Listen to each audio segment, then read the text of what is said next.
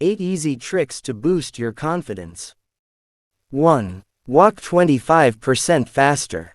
Throw your shoulders back, lift up your head, move ahead a little faster, and feel self-confidence grow. 2. Talk slowly. People who feel they aren't worthy of being listened to tend to talk quickly. So ensure that you aren't rushing. 3. Accomplish small goals. Try making your bed in the morning. You will feel accomplished and that will pave the way for achieving bigger goals.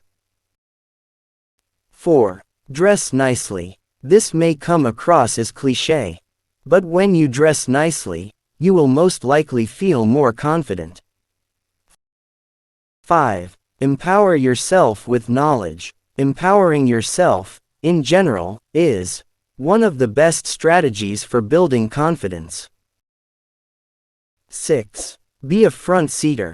Ever notice in meetings how the back seats fill up first? The reason is lack of confidence. 7. Practice making eye contact. 8. Practice speaking up at every meeting. When you are in a meeting, speak, comment, make a suggestion, ask a question,